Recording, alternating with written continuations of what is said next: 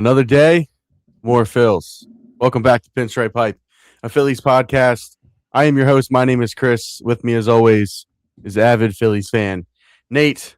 Nate, the Phillies, after ripping our heart outs last series, losing those Sanchez and Wheeler starts, win 3 out of 3 against the Twins.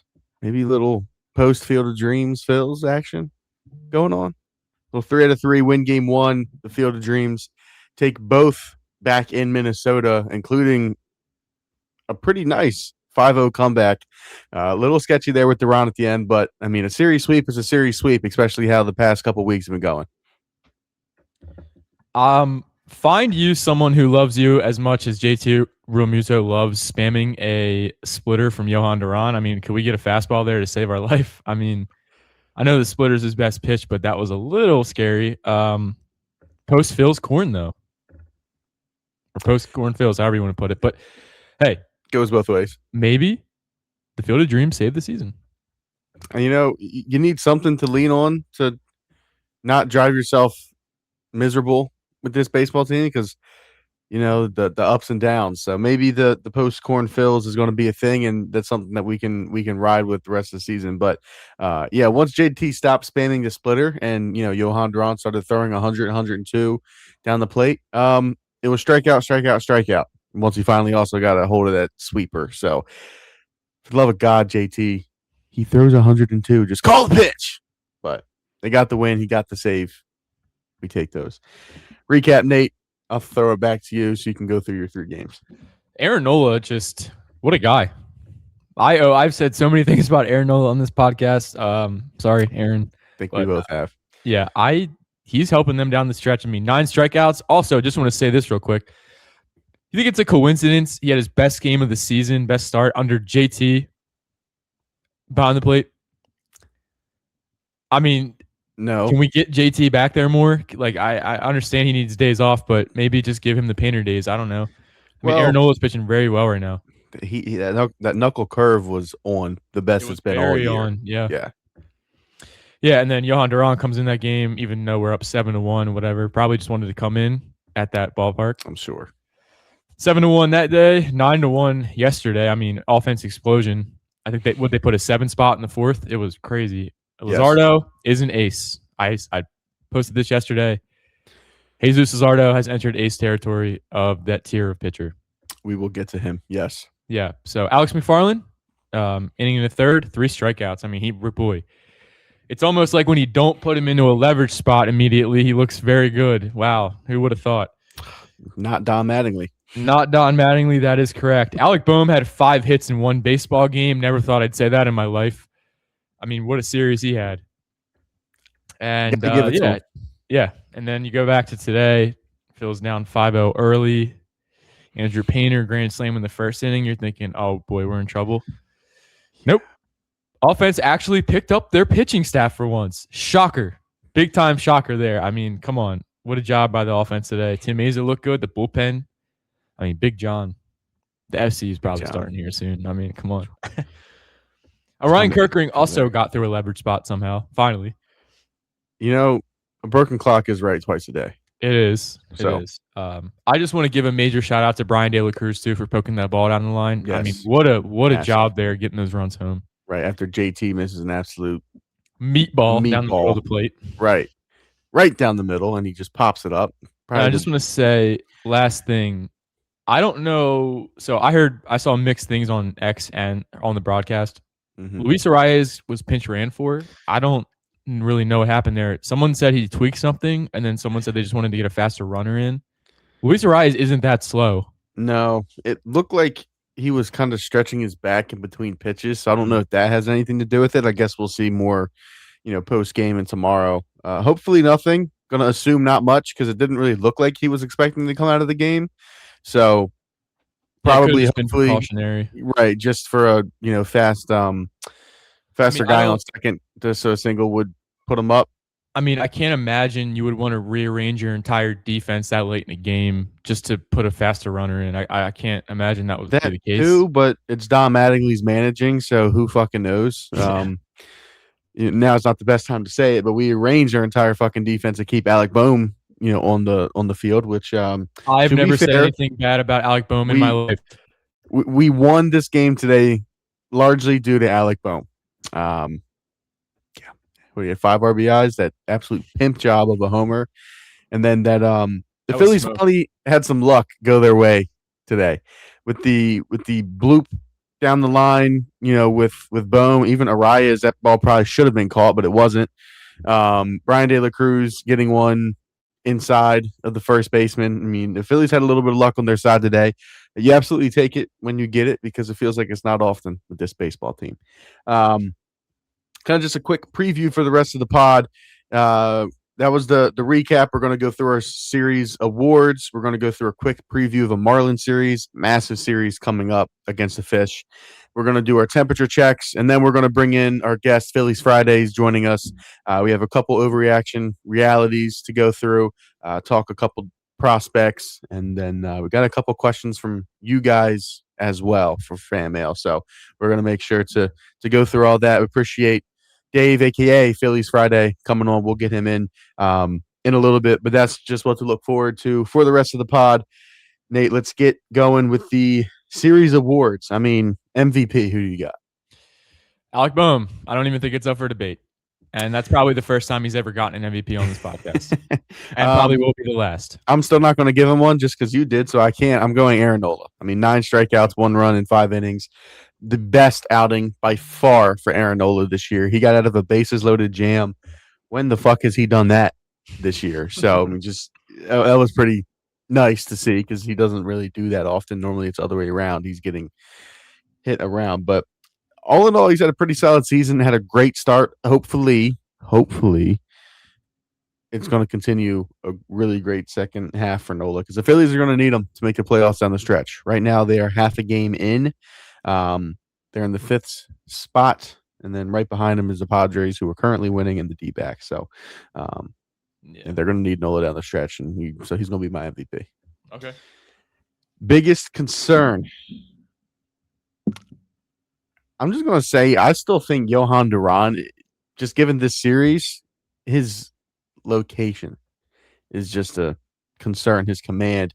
We said it before we went rolling, but if this team finds a way to make the playoffs and Johan Duran pitches like he did today in the playoffs, I think about every single Phillies fan is going to be checking their heart rate, and some of them might be getting taken away in an ambulance with the way Johan Duran has been pitching lately.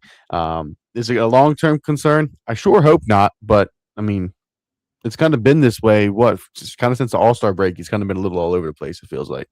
They've been using him a lot too. I mean, that arm is probably hurting a little bit. He just had a couple of days off, but he's a weird pitcher because yeah, exactly. And he's weird because he's very vocal about this too. He needs work. Like he wants to come out and have work. But in an ideal scenario for someone who throws a crazy splitter like that and 101 miles an hour, you need to come in and you need to get out under 15 pitches and take the day off.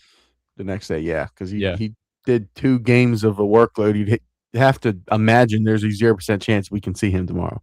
Yeah. But my biggest adjustment, probably to hit Justin Crawford higher in the lineup, probably above JT at this point.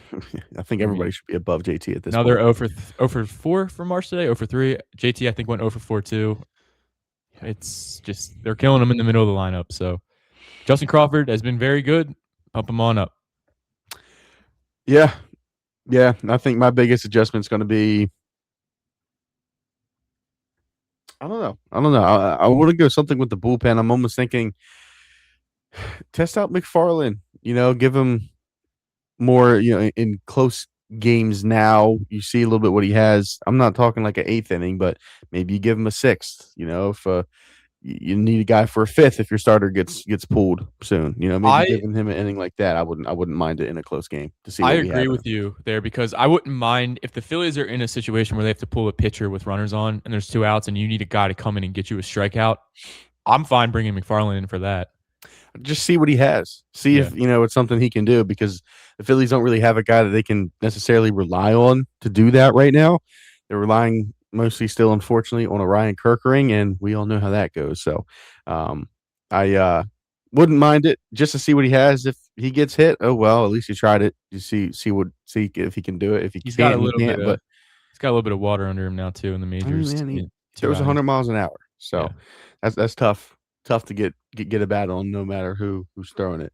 Yeah, that is that. Now, series preview, Fish coming up, coming to town. The Phils are 3 games ahead of the Marlins. It's a big 3-game series because it can essentially kind of swing the season one way or the other. The series win or series loss against the Marlins because, best case scenario, if you sweep them, then now you're 6 up on them. And they're kind of out of the running for the most part. You don't really got to concern yourself with them. Vice versa, if they find a way to sweep you, well, they won this at this point, this season series. And then they'll, of course, have the tiebreaker over you with the same record. The Marlins, Monday, tomorrow. Jason Junk is going to be Jansen Junk. I don't have my glasses on. I couldn't see that. And then Sanchez. Ideally, you should win. We say this every single time Sanchez pitches. And we saw what happened last time. And then following up on Tuesday, Zach Wheeler against the Marlins have not announced yet for Tuesday. We all know what happened last time. Zach Wheeler faced the Marlins. Let's hope we can get past that this time. And then Sandy Alcantara is slated to get the ball on Wednesday against Aaron Nola. I'm good with 2 out of 3. I'm good with 2 out of 3. They need to steal some extra wins like they did in this Twin series. They stole this last game. It'd be nice to get a sweep. I think they need to start to steal a couple games after how poorly they started after the All-Star break, but 2 out of 3 I'm fine with as well. Yeah, I mean, their next 2 series are the Marlins and Cardinals. You have a chance to separate yourself, and then all you have to do is worry about Arizona and San Diego. Because if you can make those teams, I mean, Miami's 2.5 right now. St. Louis is 3.5. If you can push them back to 4.5 and 5.5, you're pretty much, they're not a concern anymore. They're not a threat. Not really. No. But again, I mean, these series are huge. One, for that reason, so you have less of teams you have to worry about when you're fighting for the playoff spot.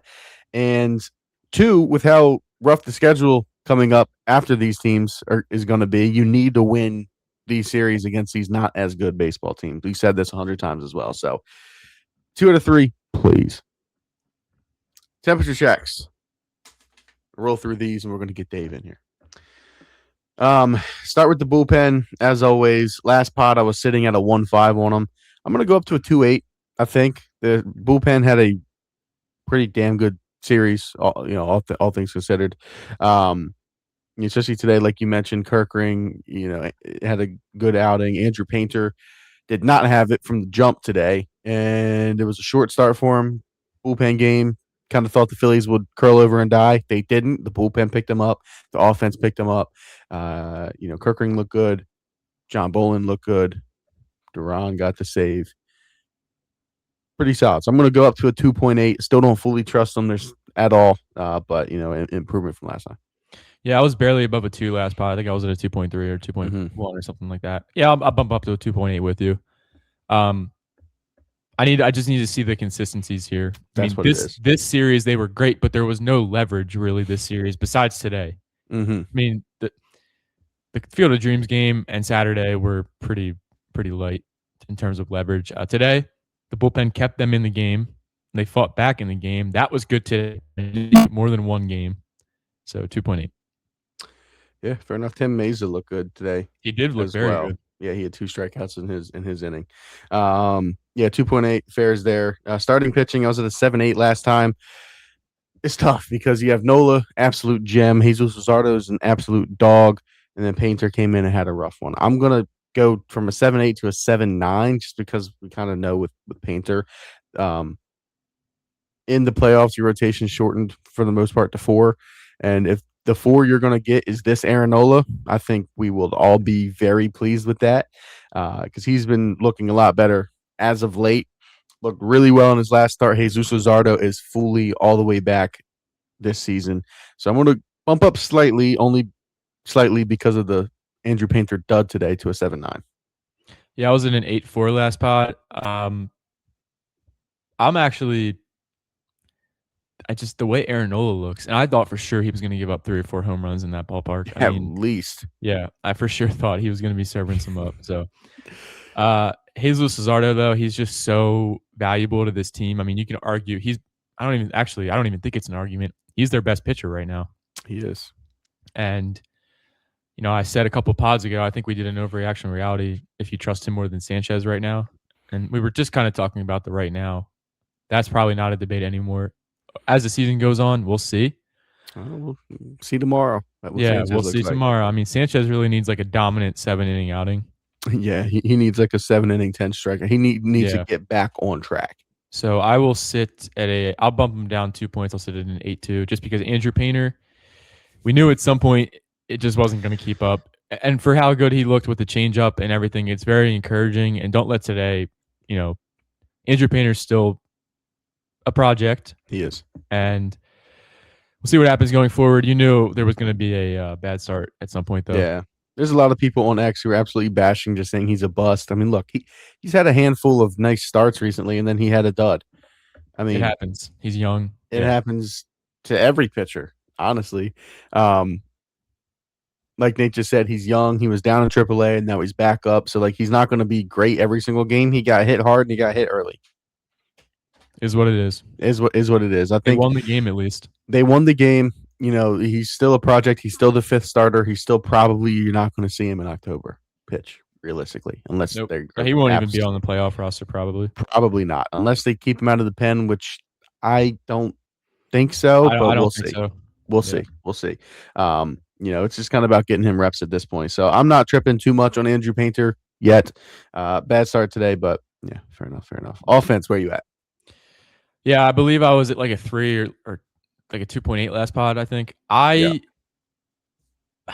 Alec Bohm, I just 5 hits and the home run he hit today was just a no doubter. I mean, it was crazy. It was a pimp. Yeah, and he usually doesn't pimp home runs, but that was like a piece of artwork.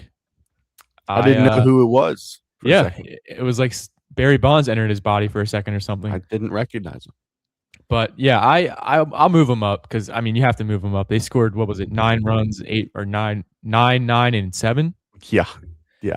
They scored 25 runs this series. I mean, the Twins don't have awful pitching now. Then again, Dean Kramer did start the game today, and he fucked the Phillies. Yeah, but regardless, the Twins bullpen, I don't know what's going on there. That thing is a mess. Did we see Jeff Hoffman one time this series? No. Yeah, I was gonna say we didn't see Jeff Hoffman once. No. Well, because I was kind of looking forward to that. He's the closer, but they obviously they weren't. Oh, he's their closer. Okay, I believe so. Yeah. Okay, that makes sense. What they're using him for. Yeah, I'll bump the offense up. I'll go up to a 4.2. Very good chance against the Marlins it drops back down below a 4, but we're gonna sit at a 4.2 after today. And I apologize to Alec Bohm. Not yet. Got to do it more. No. Good job today. Still fuck you, respectfully. Offense, I was sitting at a 1-3 last time because they were just absolutely brutal against the Cardinals. I'm going to bump them up. That was the 1-3. A lot was emotion. This, I guess, moving them up this high is a little bit as well. I'm still not going to crack a 4. Don't. No. But 25 runs in a 3-game series where it was evenly distributed, 9, 9, and 7. That's pretty good. That's actually really good. And the fact that the offense, they weren't just exploding. They were up. They win. They were down 5, and they came back in the 3rd game, tied it up, and they just small ball. They got the luck, the blue pits, the homers, the walks. They did it right this series. It was encouraging, to say the least. I'm going to go to a 3-6. Every time I tend to move them up a good bit, they absolutely slap me in the face the following series. So that does tend to happen. Miami Marlins. Fuck off. Well, real quick, it is pretty funny because every dad across the Delaware Valley yesterday was like, "Save some runs for tomorrow." Save some runs, and I honestly don't blame them because Well, now they're saying today, well, they scored too much runs this series. They're going to go out and put up a dud tomorrow. Yeah, and they're probably correct because that's about what the Phillies do. Don Mattingly, what you got? I said the last spot. There was a chance I could dip into the negatives here. Well, I think you gave him a 2 last pod, right? I think it was around a 2. I think I was below. I think I was below a 1, honestly. But yeah, he didn't do anything wrong because the offense saved him. I mean, he didn't do anything that pissed me off really. It's still 2 of these. It's still, But yeah, Don, I don't even have a rating, honestly, at this point. I'm so just, and apparently, I saw from Nightingale today that they're gonna it's almost a done deal with Alex Cora next year, at least from what I'm seeing. So, and a done deal with David Dombrowski being extended. Yeah, that's pretty much all guaranteed. So Don Mattingly for the rest of the season, I'm letting it loose. Fuck you, bud. Yeah, I don't know. I'll sit like a 1. Yeah. My answer was going to be basically equivalent to yours. I was at a complete 0, flatlined last pod. But you literally stole the words right out of my mouth. He didn't do anything to piss me off.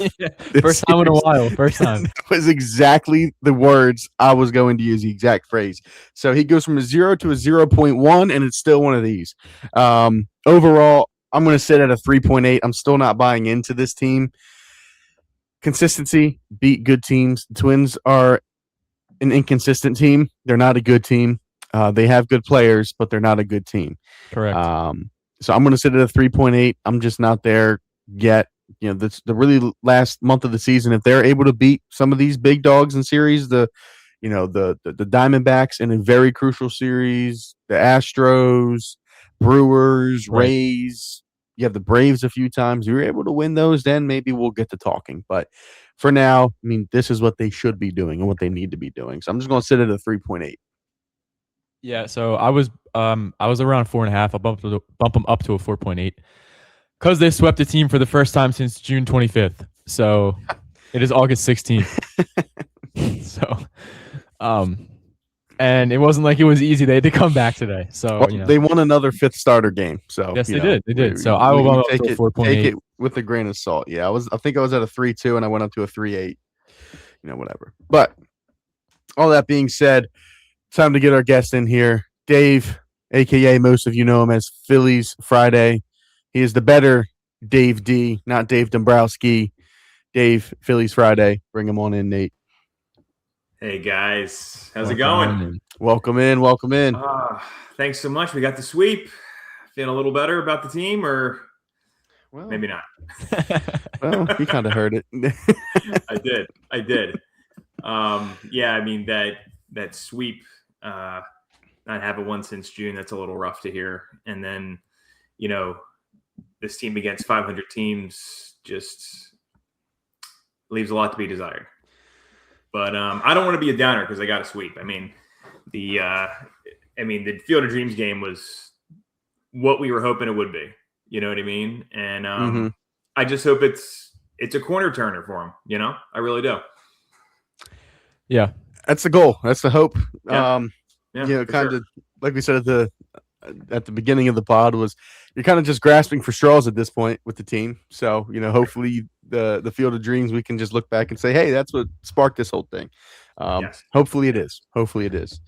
Now, what we have on tap for you, Dave, we're going to have some questions. So we're going to go through some overreaction realities. We got 2 for you. I have just a genuine, that's not even a word, general question for you. We're going to talk some prospects with you, and then we got a couple fan mail questions we'll go through with you as well. But first, is there anything you wanted to say about anything we talked about so far, anything about the series in general before we jump into some of this? Yeah, it's funny. I mean, the 2 guys you thought were going to kill you ended up saving you this entire series. I mean, I heard you guys, kind of giving out your series awards. I'm obviously blown away by Nola's start, but I don't see how you can't give it to Alec Bohm. I mean, he saved you these last 2 games in Minnesota. They don't win without him. I mean, 3-run homer today, like you said, channeling Barry Bonds in a way. I mean, he doesn't hit balls like that anymore. He used to. He showed in this series the kind of player you thought he was always going to be. That 4-hole, 5-hole guy, that right-handed power bat that they've always talked about. This is the Alec Bohm we thought we were getting.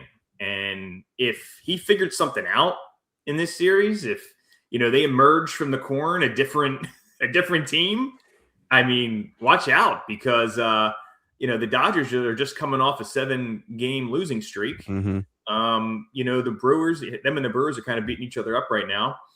So you might not sneak in. You might still have to might end up playing the Dodgers in the first round. But I mean, you know what? After this weekend, after they've kind turned a corner with some of the pitching. I mean, okay, you didn't get the starter you wanted at the deadline, but if you can get an Aaron Nola that gives you 5 or 6 innings with double-digit Ks, all right. I like our chances going in the playoffs with those 4. It's not what I would have wanted, but if this team can kind of build off of a series like this, a comeback win like this, Duran not having his best stuff but still closing it out. Okay, it's not what I would have wanted, but you know what? Compared to where they've been over the last 2 weeks or so, let's ride with it. Let's do it. Let's hit him 5th again. Hit Bohm 5th again and see what happens. At home. Now, I will say, I do think we know where Alec Bohm will be signing in the offseason. It's probably going to be with the Minnesota Twins. Yeah. I mean, apparently he just turns into the best hitter in baseball in that park. But apparently, let's just say the ghost of the Field of Dreams is going to propel the Phillies this end of the year. Down this Forget stretch. that ivy, grow some corn. It's Citizens Bank, man. Let's do it. Yep, let's do it. Bring the jerseys with them. Yeah, hopefully, and I can just hear Dave Dombrowski saying now, we didn't get a starter, but Nola, ever since the trade deadline, really turned into what we thought he would be. So you kind of look at that as an addition too. Yeah, absolutely. I can just see his stupid face. Well, overreaction reality, we're going to jump into the first one. Dave, I'm going to throw it at you first. So should Bryson Stott be the permanent third baseman for this baseball team past this season? I will say this. I haven't seen anything to tell me that he shouldn't be a great third baseman or he couldn't be. I just think, look at that play he made at second base. It's like he is the second. I loved Utley, but there was nobody that could pick a ball like Jimmy Rollins, in my opinion. He has like flashes of Rollins at second base. I don't think you move him. I don't think you want to move him. I think you need. Honestly, this team needed to bring in somebody like an Alex Bregman. Even a veteran presence. You were at the time you thought you were having Aiden Miller come up.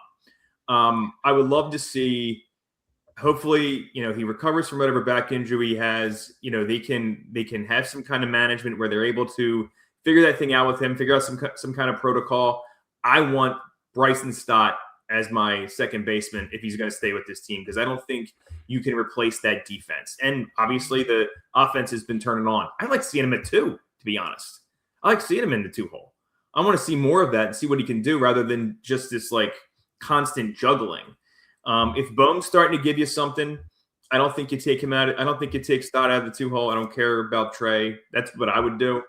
But in terms of your question, I don't think you can take him out of that second base slot going forward. I think you got to either, despite what Bohm has done this weekend, I love it, but he cannot be here next year. I'm still obviously for that.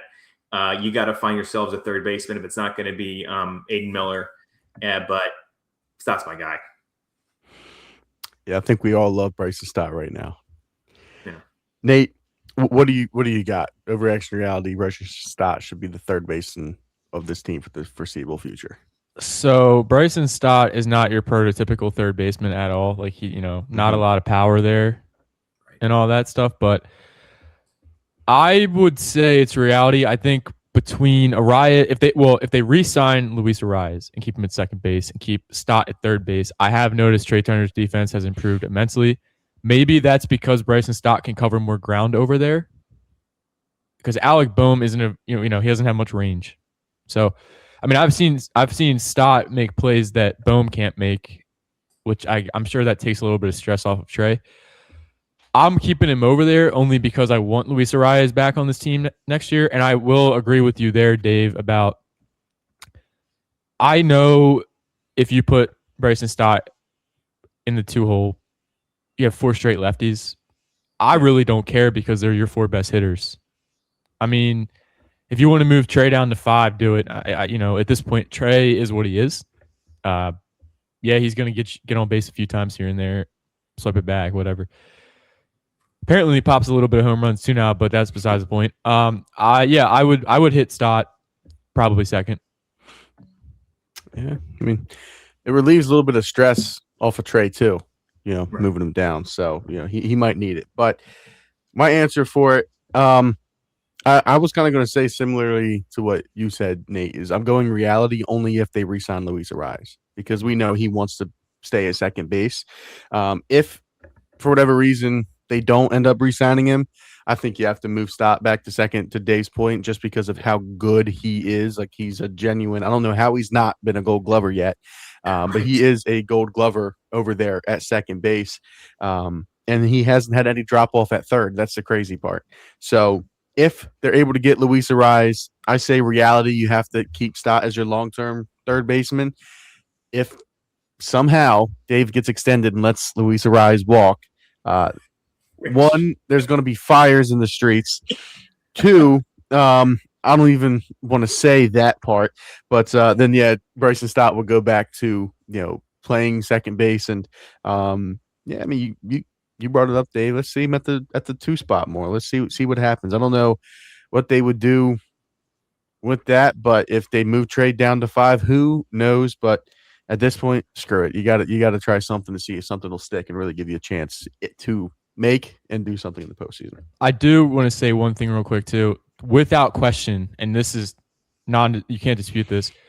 Bryson Stott will see so many more pitches for Bryce Harper than Trey Turner will right before him. I don't even think you can argue that. So, I mean, Bryson Stott just worked at, what was it? Was it a 9 pitch at bat yesterday again? Yeah. Another one? Yeah. So he worked he was, I believe he was down 0-2 today and worked a full count. That's just what he does. I believe. Yeah, he's really good at working counts. One more thing before you guys move on, just a thought. Mm-hmm. I mean, this could all change too if they move, like they say, let's say they re-sign Ariz, long-term deal, and then you move Trey to left, because I think Stott could give you even more from shortstop. Yeah, and that's agree. A killer double play partnership. I think you need more power out of the infield. So I'm still kind of maybe thinking of like growing up watching Scott Rowland. You know what I mean? I think you need some power out of that third base slot that you're just not getting. I think you keep Bryce at first. You cannot risk injury out there and right. I think he's done okay, but I personally rather have him at this point in his career. Since we have Schwarber, you can't DH him, regularly. So I need him at first, and then I need a power hitting third baseman, and I need Trey in left. I think he can handle it. I wouldn't put him in center. I worry about his hamstrings. I do too.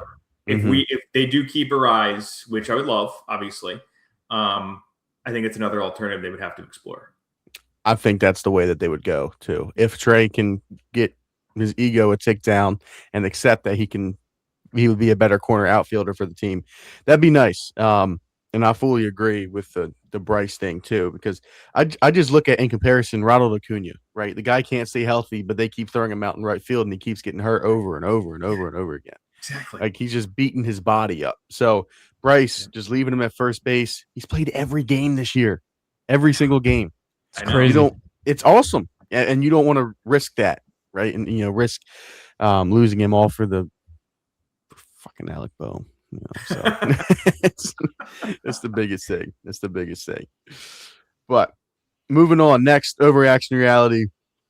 Dave, I'm going to come back to you. We kind of talked about it briefly earlier in the pod, but this is kind of a different path going with Alex McFarland. Overreaction reality: should Alex McFarland be the Phillies' 7th inning guy? Yes. I think if they've been willing to allow Kerkering to take some of these high leverage innings, you absolutely got to get him in there. I mean, a perfect way to do it is this upcoming homestand. You have him against 2 wild card, adjacent teams. The Miami Marlins, he's going to face them a lot anyway, just being with us. And the Cardinals you just faced, so he's familiar with some of those hitters. I say in a close game, you need him. You need him to be able to showcase that electric stuff that he has, get him some confidence in front of the home crowd. You got to do it. You were also mentioning, Duran threw how many pitches today? Close to 40, 35, 40, something ridiculous like that. Yes. I want to see him be able to take the 8th so Bohm can have the 9th. I'm not confident in Alvarado. I feel bad for Tim Meza. Every time somebody doesn't go 5 innings or 4 or 6 innings, he's coming in. He's got to mop up some of that time and hopefully not give up any runs to add to potential lead that somebody has, because usually it's for Nola or Painter or whatever that slot is, whoever's Ronhell. So, yeah, you need somebody like McFarland, and now's a great time to do it. Ideally, you would have been able to do it in May, but that's not how it worked out. You got to get him high leverage innings now, because I have a feeling you're going to – if Nola's on this roster and they do make it to a second round, he's going to need to come in maybe in the 6th, maybe in the 7th, and give you help, and most, a middle of the order, hitters down. So you got to get him some of those reps now. I agree.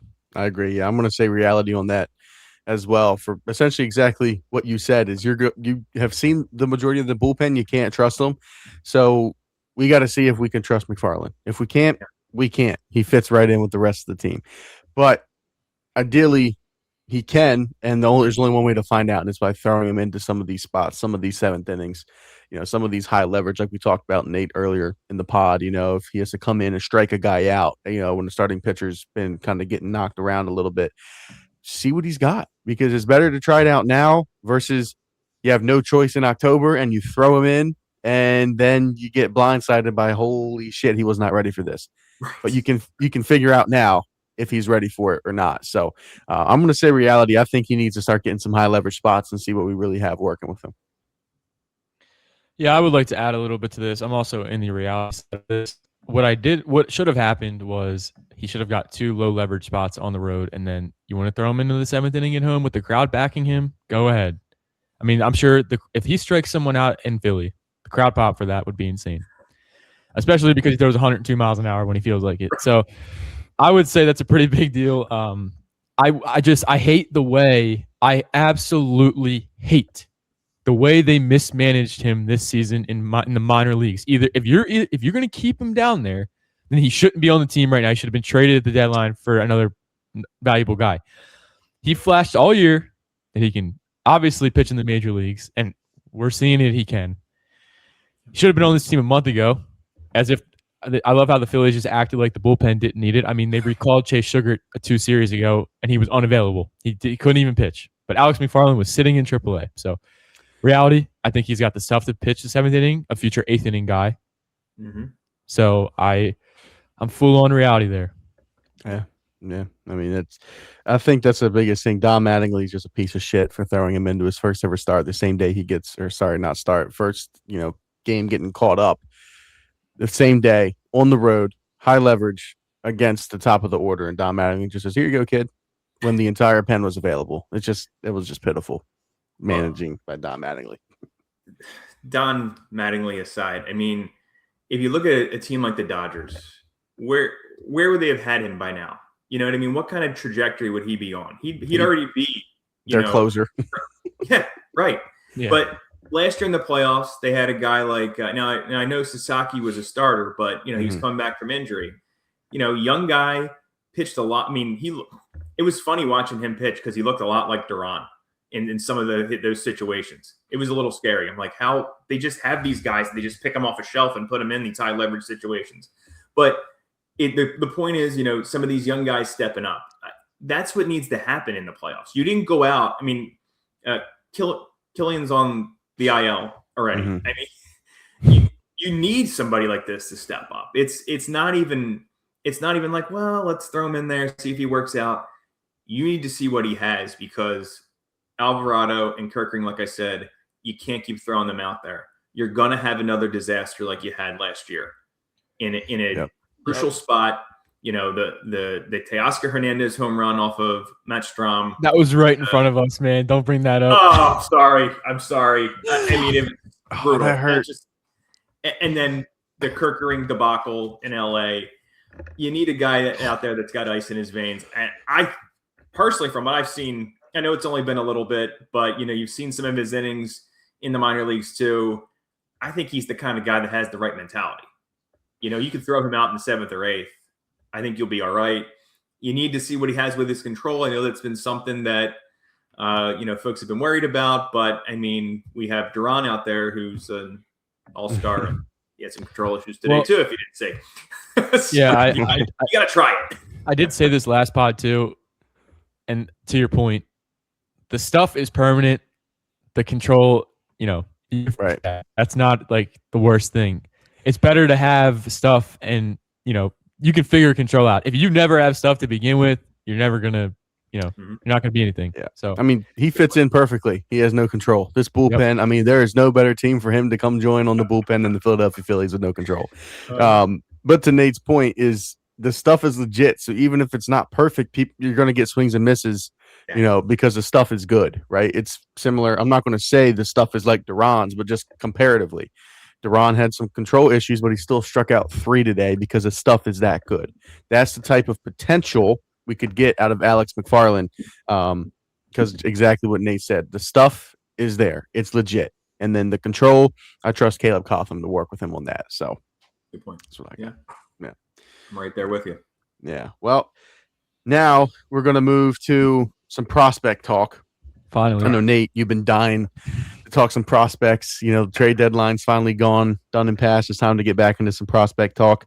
I want to throw one at you first because you were talking third baseman Dave Eward too about getting a little bit of pop. The Phillies been linked to this guy out of Japan. Nate, what do you know about him? So, from my understanding, I think there was 4 teams interested in him. Of course, one of them was the Dodgers. The Phillies were interested in him. It's weird because they have Aiden Miller there, but we don't know if he's actually there. Yeah, right. Personally, I would love if they can sign a player from Japan because they haven't. And they've tried. They tried to sign Yamamoto. They offered him the most money out of anyone, and he still didn't sign. So at some point, they got to land one of these guys. I just think Akamoto, man, that should have been the one. Yeah, Akamoto even would have been a good third baseman for the Phillies this year. I mean, he's got 25 homers for Toronto right now. He would be a fan favorite. Yeah, so I think it would be good if they finally landed one of them. I don't have his stats right in front of me, but I did look at them. I think it was 2 weeks ago I looked at them. They were pretty good. I mean, they're always good. So I would love if they could do it. But will they? Is he probably going to be a Dodger? Most likely. But yeah, he is only 27, so it would be perfect. He'd slot in and help the future of this core. He's a couple of years ago, he had 40 home runs. So, we'll see what happens. Could use some of that. We could. We absolutely could. What else you got for prospects? This is your prospect segment. Anybody that you've been keeping your eye on that's been catching your eye lately? I think I know where you're going. Quite a few. So the Phillies top 10 has been updated. A few new faces. Tyler Spanger, the first round pick. He slots in number 4. Mm-hmm. Brian Rincon, breakout year in Reading. Now, Reading is a super easy park to hit in, but you know what? We're going to ignore that.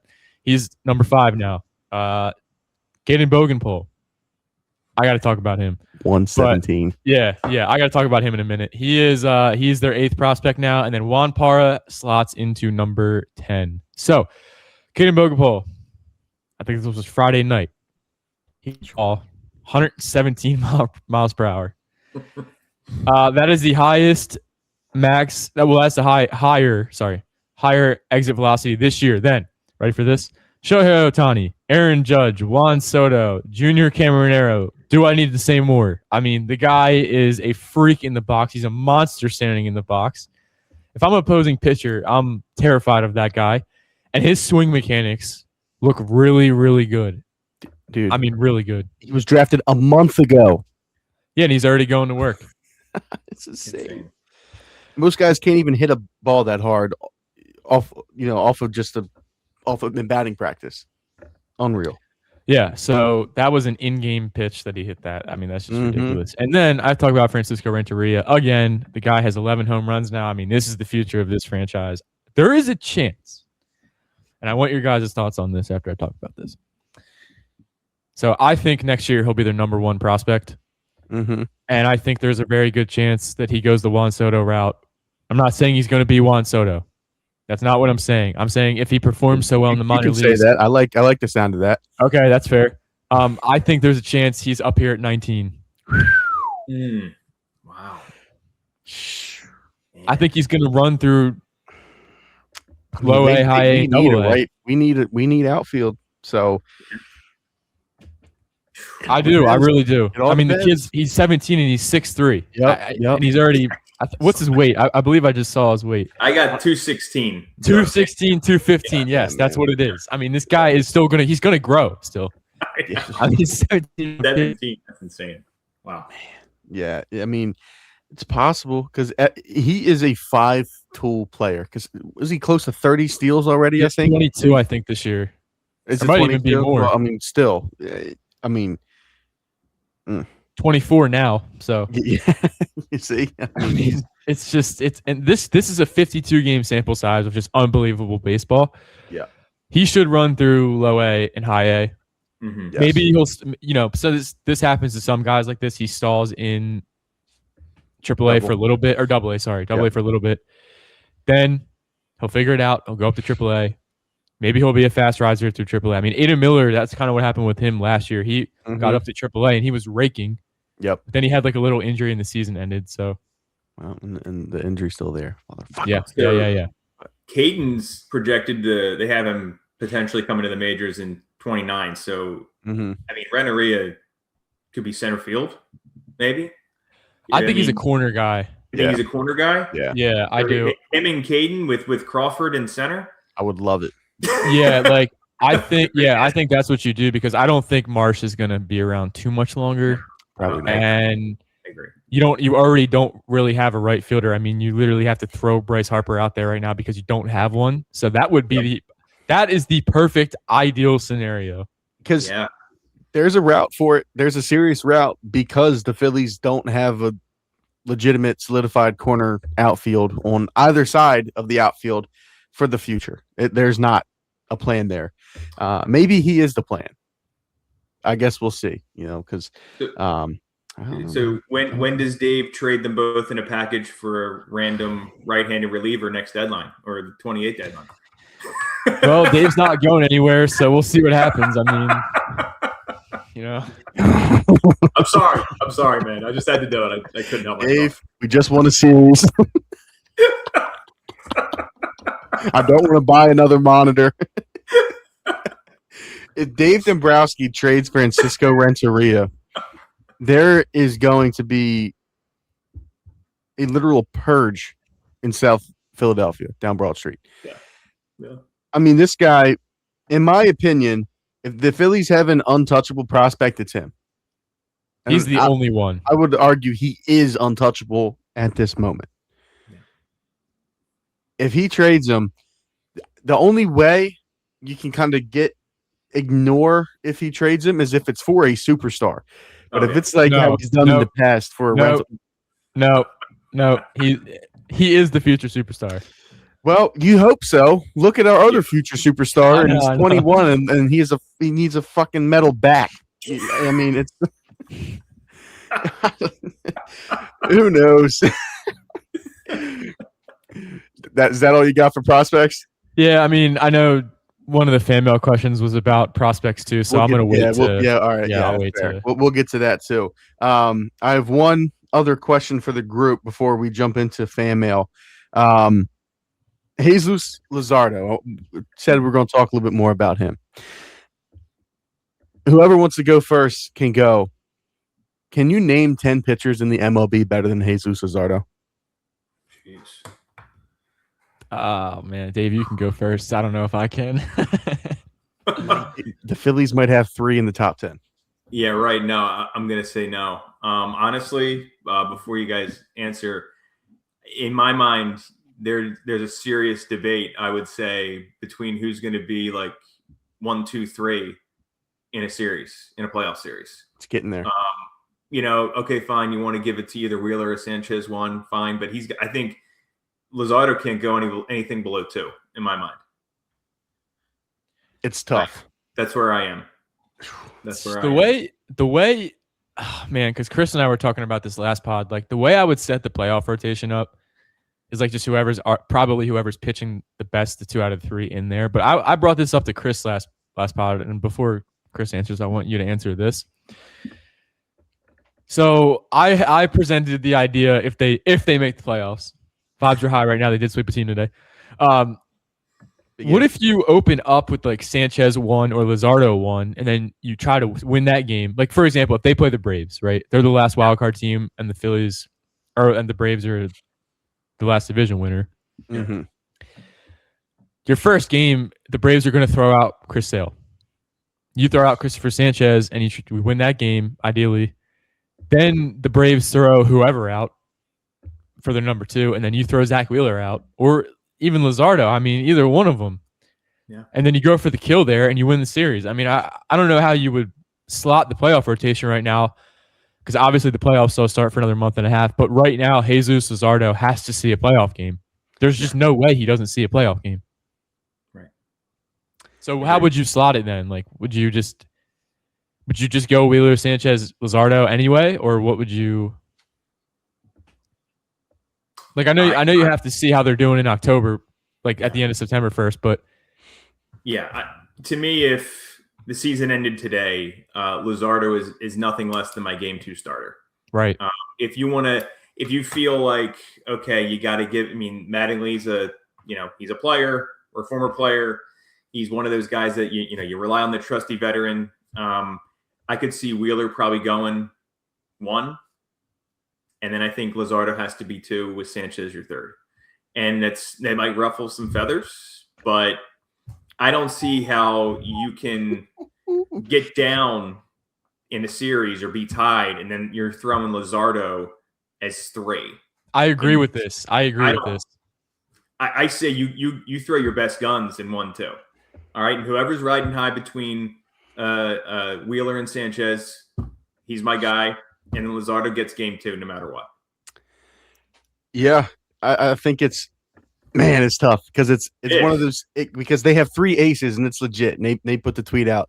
The Phillies are blessed to have 3 legitimate aces on their baseball team. It's also a curse because at the same time, you have to make those decisions. Who's possibly not going to start in a wild card game, right? I think it just has to simply be who is the hottest at the end of the year, who's pitching the best. Yeah. Right now, Wheeler's been pitching the worst of the 3 of them.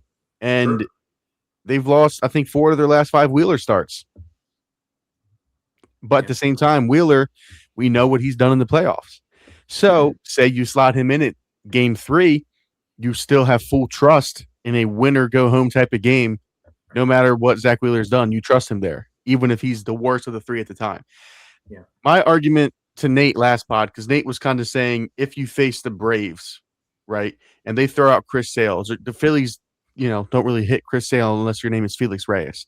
So you come out, you're facing Sale, even if you have Sanchez, there's still a chance you lose a game like 2-1, right? Nate was saying, well, what if you save your ace for game 2? And I get it. My argument is if you're playing defense like that, you already lost the series. You got to throw your best guns out immediately and try to be on the attack instead of trying to play that tactical defensive route of save your best guy for game 2 because the Braves don't have a real number 2. The other thing, in my opinion, it depends on what team you face. Is it a lefty-heavy team? Because then you're throwing Christopher Sanchez out. Is it a right-handed heavy team? Well, then Zach Wheeler is going to get the ball. And then, so I think it all depends also on the team you're facing. And we're just a little too far out to really be at that point because, the Phillies have to make it first, right? Yeah. So, that was my stance on it. No, I get that. I think there's just something about Luzardo, though. I feel like whether you win or you lose game 1, I feel like Luzardo is just in my mind, he is like the ultimate stopper. Like he wants that ball. Not that Wheeler and Sanchez don't. Yeah. He just feels like he feels like a different animal to me. And, it's not necessarily a quote unquote stat thing. It's just how I see his presence on the mound. Like he wants that ball. He wants to be able to get that team that win. And I just feel like, at least lately, he's the kind of guy you can really rely on. He is the backbone of this staff right now. If he goes down or if something happens there, like, I don't know what they're going to do because these other 2, I think Wheeler's coming off a major injury. Okay. Yes. And then Sanchez, last year I think was the most he's ever thrown, I think, in a full year. It was. He had a lot of innings early on with that scoreless streak. So I don't know. I think Luzardo. I think you're going to see why this is going to be such a difficult decision. I don't know. There's just something about him that I feel like he could be that stopper. He could be that almost what Ranger Suarez was. Right. Look what Luzardo did in the playoffs last year in that extra inning game. Yeah. I mean, he kept them in that game. He did. I mean, guys just like rise to the occasion in the playoffs sometimes, and I think he's one of those dudes. Absolutely. And the Phillies are actually fortunate because all three of their aces seem to rise to the occasion in the playoffs. They've never been the issue, so no, never has. Shocker to absolutely nobody, right. But it's a great problem to have. I just think knowing Dom Mattingly, at the same time, you might not be able to set your rotation, so there might be a chance that Zeus might start game one just based off of the flow of the season, right? Who knows? Sure. If you can set your rotation, I just feel like Dom Mattingly, whatever he does is going to be wrong. That's what I got. But my last little nugget on Zeus before we move to fan mail. Since June 10th, Jesus Luzardo has started 11 games. He's averaging just under 9 strikeouts a game with a 2.04 ERA and a 0.95 whip. Nasty stuff. Really Unbelievable player. Unbelievable. He's completely turned his season around after the first couple months pitching at home was terrible. He's just turned into, if you're throwing him out there, you expect to win. That's what he's turned into. Every time. Every time. That's what he's turned into. And he's kind of been producing that. It's awesome. It's awesome. Sure has.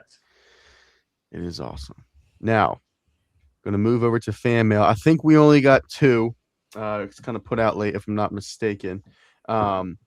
We do. We have 2. So I'll go with the first one. It was from at Claude from Broad over on X. He said, "Good weekend. Finally, playoff ready." Well. Well. It was the Minnesota Twins. It was a good weekend. Let's leave it at that. Let's pump the brakes. A good weekend. Playoff ready? Well, if they play like this, sure. If they always play like this, sure. Right. Right. I don't playoff know. Bohm. There you go. Playoff Alec Bohm. Yeah. Yeah. I don't know if we're there yet. I don't know if it's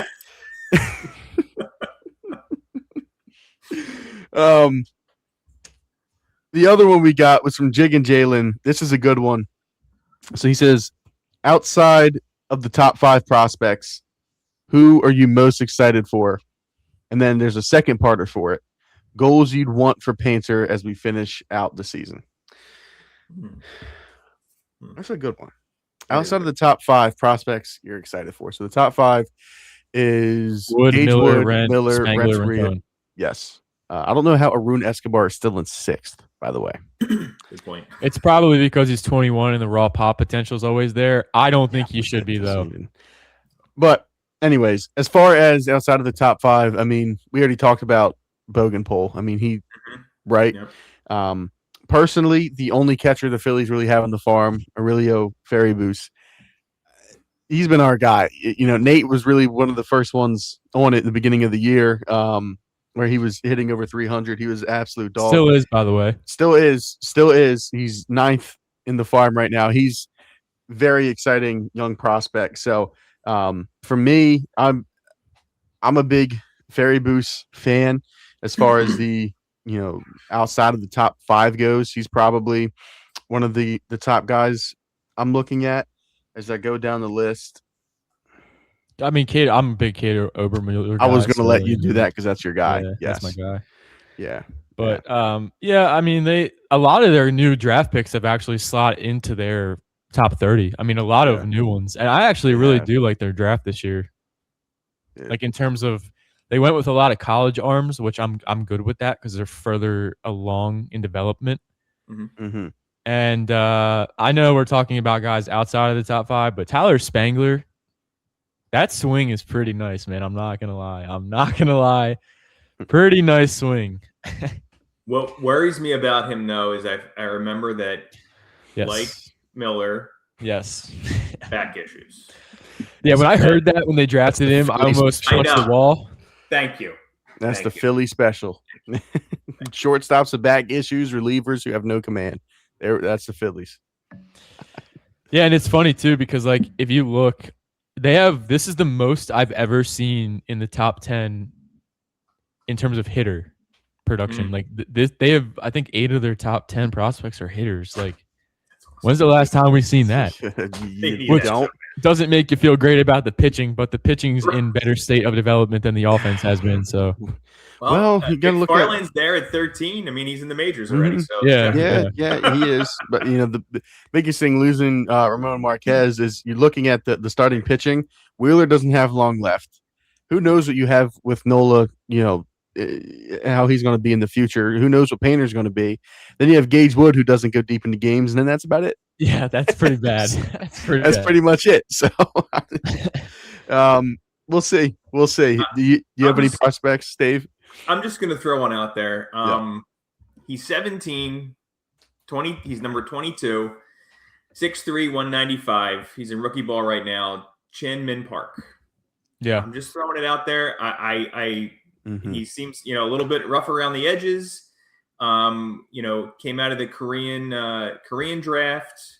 I kind of like he's got 5 pitches. I mean, he does. A really interesting starter. Maybe he slots in as like a middle of the rotation guy. I don't know. He's somebody that I want to keep an eye on. He's still young, but being at 17 on number 22 in the top 30, I think he could be somebody that they don't have obviously a lot of like that that Japanese, that Korean, that Asian talent. So yeah, I'd love for him or even Pan there at 21 to be guys that like, okay, we're dipping our toe in that market because there's a lot of players out there that they keep missing out on. And I get like, some of it has to do with the location. Obviously they want to be on the West Coast, be able to go home to family. I understand that, but I think they're, it'll be interesting to see what they do with them because they haven't been as active in those markets. So he's a guy that I really want them to keep an eye on, or I really want to keep an eye on for us.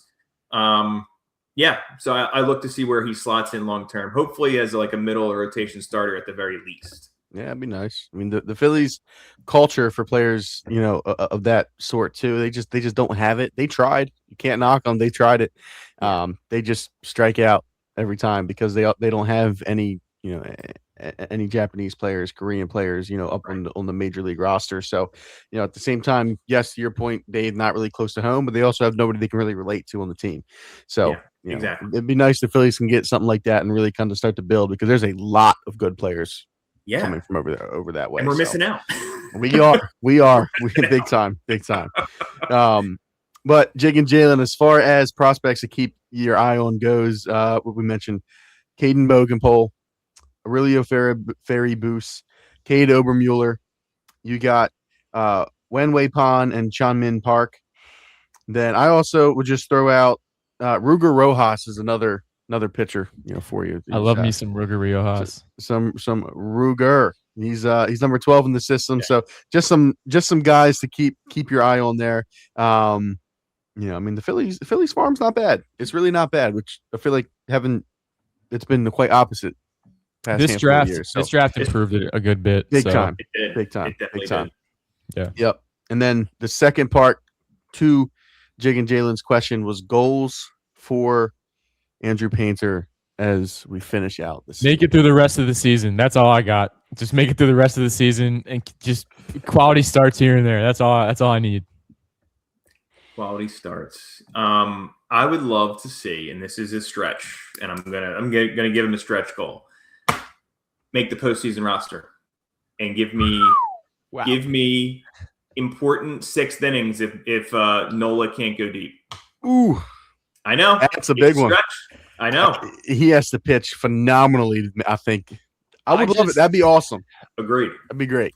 Yeah, I just don't know. Oh man, like I think the changeup could play. I know what I'm asking. Yeah, I think the changeup could play pretty well, but I don't think his fastball is good enough to work in October. I just really don't. No, not yet. He's going to lose yet. I'm not saying he can't. I mean, if Andrew Painter does that, this team is probably the second wild card team. Like if he's pitching that well. So yeah, but I would in a perfect world, and I love me talking about a perfect world, especially about the Phillies. Yes, you do. Best team that they've ever put around Bryce Harper, right, Nate? Yeah. So let's go into that. My goal, I would just say, just slowly lower the ERA. I'm not saying get it down to the 4s and the 3s. It just don't let it balloon and bubble up, because if it's starting to come down, what is it now? A little bit. I don't know what it is, but if he's able to bring it down, that means he's having better starts than what he's been having. Oh God, it's a 6.43. Get it? Holy shit! That's amazing. Get it into the 5s. Get it into the 5s. Yeah, I think getting it into a 5s would be a win. Would be a nice goal. That's awesome. That's fantastic, man. It's what a Alec Bohm reference on Alec Bohm Day. 6.43. Just what a oh man! Wow, that's just peak Phillies baseball right there. That's shit. elite. That's elite. Speaking Jalen, of Bohm, he got his average up to 242. Believe that? no, I know. Wait, did you just say elite? You talking about Bryce Harper?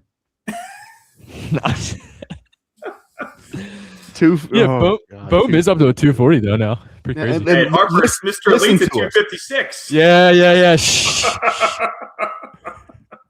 Listen to us. We're excited about a guy who's been usually hitting around 300, hitting at 240. May I interest you in walks? No. Well, yes, but no.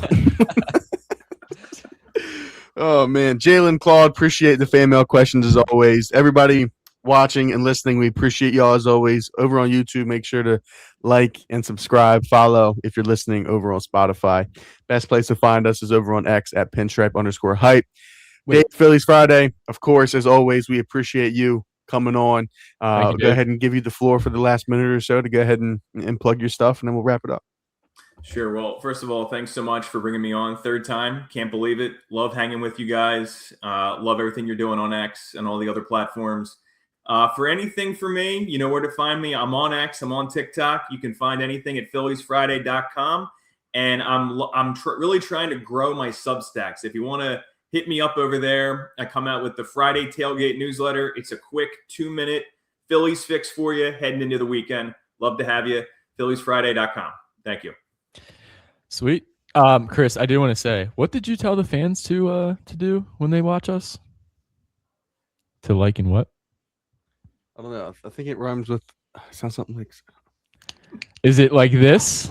Oh, look at that editing. Look at that. Wow. Gotta make up something like that. Okay. Yeah, gotta make up for forgetting to put the ticker on. Everyone chose to ignore that though, so thank you guys. We didn't choose to ignore it. We just know, your brain sometimes can be a step or two behind others, so that's okay, Nate. We still love you. Yes, thank you, Dave, for coming on though, man. Absolutely. Appreciate it. It's always good to talk to people who know baseball, know the game. So Dave, we appreciate you coming on. Everybody, one last time.